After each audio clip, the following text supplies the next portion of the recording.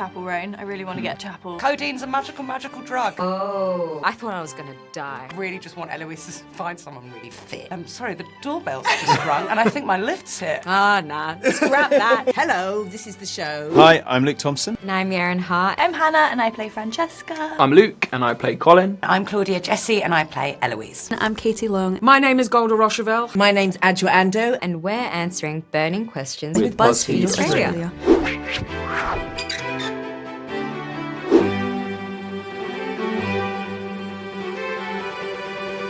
We were responsible for most of the votes. We've known it for a long time.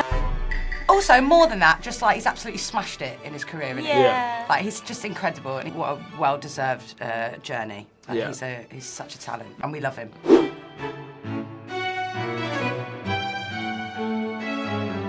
Ship. I like that. I find it hard to choose between my children, because that's in effect what you're saying that we should do now. Oh, that's good. Drama. I'm gonna cop out and just say it has to be my own. That's really So- smart. Same. Same. They'll be great whenever you meet them. Yeah. I'm biased. Us. Benefit. Could you imagine? Ah, nah. Scrap that. I'm gonna say candidate.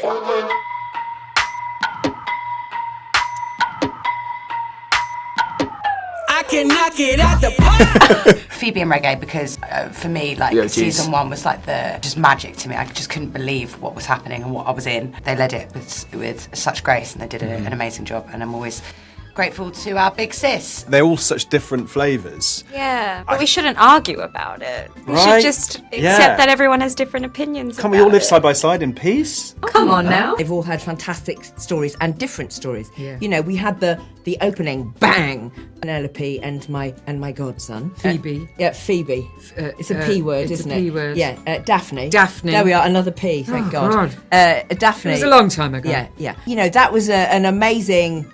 Hello, this is the show. This is what we're going to do. And then I love the cut and thrust of Simone and Johnny as characters. And then there's something really satisfying about going, we've loved these two characters.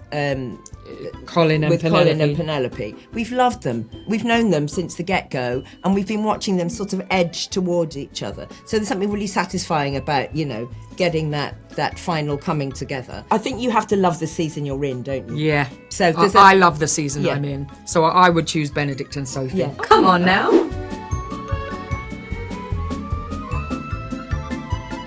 Oh. Chapel Roan. I really want to get Chapel in there. And I say good luck, babe, for reasons people might not know, so we won't fully go into. You know what I did actually think, and I'm not just bringing this up for that reason. Olivia Olivia Dean. Dean? No Man I Need. If you slowed that one down, it's so lyrical, the tune. I think it'd sound amazing. I'm gonna say Lue Fei.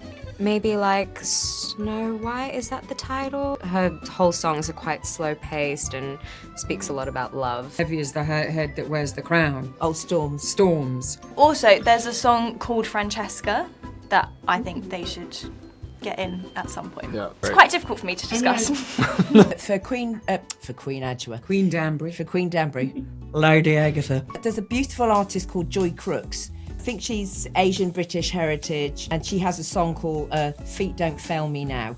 And I love that for Great. Danbury. It's like you just got So to keep good. going. Maybe like Billie Holiday or something. You know, something like a jazzy number. Any idea for what scenes they'd be playing behind? Yeah. Yeah, but they're up here. Oh, whoa. Yeah. It's difficult with my book and stuff. It's like, I don't know whether or not we will follow the patterns of the book, so. But yeah.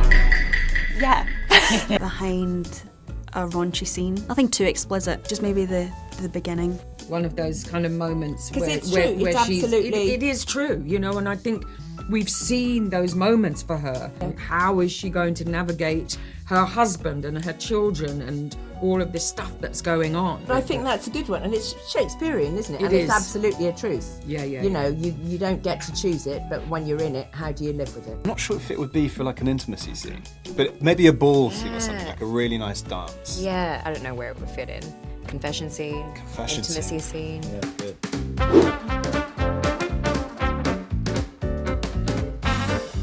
The lead up is always a bit daunting for those kind of scenes, but actually, as soon as the more you can sort of realise that they're a storytelling scene just like any other scene, and as soon as you do that first take, and also, you know, like we'd sort of built a bit of trust together, I think. It's amazing how spicy it can look, considering it's not spicy at all when you film it. Yeah. Movie magic, baby. Movie magic. How many people are usually in the room? Only the people that need to be there, so usually camera operator, grip, sound. Just like what, like 6 or 7 Six? people? Yeah, maybe But first they AD. is that a new development? Is that a new thing they do, closed sets, or has that always been the way? I don't know. But like, yeah, they slim things down, definitely. We have the best intimacy coordinator, Lizzie. She's Yeah. the best, shout out. We love you. I don't know. I'm trying to think back now to like what a day. I mean, maybe you can. You work out the choreo of the scene just like you would like a ball dance scene. Closed sets, everybody really takes care of you. The story is the most important part. The advantage of having an intimacy coordinator is that it's important to have someone who has an eye on what looks good, and what feels good or feels right is often not the same. It's proper choreography. I will say it's quite nice that there's a lot of time given for those sequences. Often we can be trying to get through quite a lot of stuff in a day, whereas because it's a closed set, everyone's made to feel comfortable that there's like the freedom to really get the scene right because of how it's set up for us by everyone. Claudia, I want to know, with your season coming up after watching your Bridgerton brothers and sisters do their thing, is there anything that you'd love to do differently in your romance storyline? All morning I've been saying how I really just want Eloise to find someone really fit. You know that? But you know when you're like, you're fit. That, like you're banging. Like, that's what I want. Just smack in the face, Like banging. full just... Yeah. In terms of like me and how I feel about one day leading it, you know, I've had quite the run up. I've been watching my mates do such a good job. Sorry, the doorbell's just rung and I think my lift's hit. Sorry, babe, the hotel room doorbell's just rung. But there is also a little part of me that feels like I have agreed to, at some point, jump out of a plane with extreme close-ups in the nude in front of millions of people. Maybe that's how it happens. Maybe that happens. It's very on brand for Eloise. Yeah, Something. skydiving in the nude.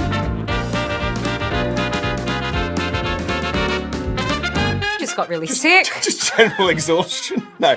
Yeah, yes, we both got the flu. Both got the flu. I thought I was gonna die.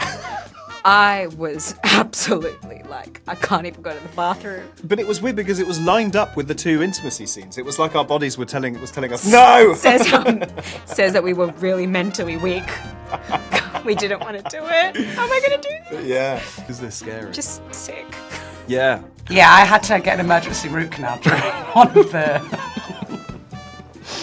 during a very important week, actually, at work. What a joy that is, by the way. Filming a really incredibly long ball scene when your face feels like it's going to drop off. Codeine's a magical drug. And as a former dental assistant, I understand the pain of a root canal, and I'm glad that you got yourself through that. Thank you. But there have been many times when I've tripped over my gowns. Funny because, you know, Araminta kind of has this really high status. So, you know, going into a scene, if she trips, then you lose all that. It just happened every day, I feel, for me. The costume designers were incredible, you know. They were very just mindful of, you know, being able to put it on and walk around kind of freely with it and stuff.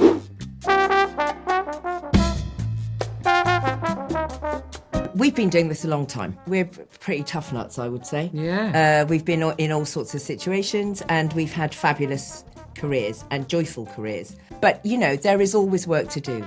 There is work to do to broaden the scope of people who are in front of the camera and behind the camera, commissioning the stories, writing the stories. We're part of the great work. What did Shonda have? Was it The Great Experiment? The Great Experiment. The Great that Experiment. was in Queen Charlotte. That was in Queen Charlotte. The first job I did in the early 80s, my first professional job, play written by a black woman, cast of 5 black women, directed by an Armenian Irish woman. The work has been ongoing, and you can go all the way back to the 1800s and look at actors of colour doing work there. So the work is ongoing. There is still space for improvement. More women, more diverse backgrounds, more differently abled people, all the different sexualities. Bring it all in, because the point is, are you good at what you do? And if you're good at what you do, there should be space for you to ply your trade. And also to have stories that look like the audiences that tell them. But what we want is to have the full range of everybody in the story, because we're fantastically interesting human beings and the world is big and there are lots of stories. So let's have them. Our day-to-day environment on set is everything that Adjoa has spoken about. You know, we have diversity behind the camera, and it's really, really beautiful to see. And the support that, you know, the crew, everybody behind the scenes, the support that they give us in what Adjoa has just said, it is real. It's tantamount. It's there. We can see it every single day. So I think that adds to the joy of making this show.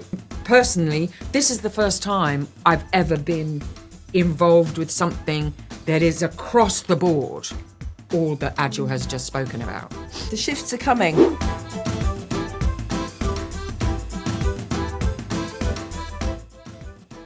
My experiences as an outsider being Korean Australian definitely helped shape it, but I don't know if the story necessarily lent into it, but I definitely had similarities with Sophie in terms of feeling kind of like not knowing where she belongs. And so I brought those experiences to the character as a whole, I would say.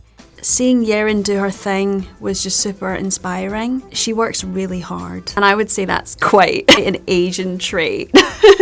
Just to make sure like everyone's kind of in a good place. She was just constantly checking in on everyone, and I just thought like that's a lot to take on yourself as the lead, and also it's hard to kind of, you know, separate them, you know, whether it's cultural or just kind of like a female thing, or I think it's maybe a combination of everything. When the girls all got together, including Isabella and Michelle, who play my daughters, it certainly feels like there was a sense of family, and it was really one of the first times, I would have to say, where I've felt like that. You mentioned in a previous interview that we don't really see as many representations of Asian households on screen. Do you feel like Bridgerton accurately shows that dynamic, whether if it's from the Regency period or something that feels more relatable to now? I think that's what Bridgerton do so beautifully, you know, because there's so many different family dynamics. For us to kind of be part of that as well is just so beautiful, and it's universal. It's human. That's how people resonate with us. I could be given role after role, but if it's not something that people can resonate with, then it's still going to feel a bit strange. I'm still going to not feel like I know who you are. Being able to play that kind of mother-daughter relationship, I'm just really grateful that I've been able to experience that as an actor for the first time, even though in my personal life, you know, it's like a day-to-day thing. We definitely need more of that. And I don't think it's kind of restricted to one era or the other. It happens like all the time. It's happened like through the ages. You know, we have the same kind of disputes, and it all falls under like, you know, 4 different things.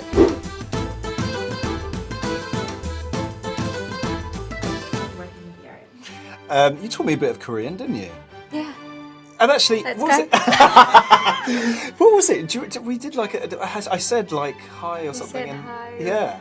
And I didn't do too badly. Luke has a great accent because he can speak French as well, so you're on it. You're fluent. I'm fluent.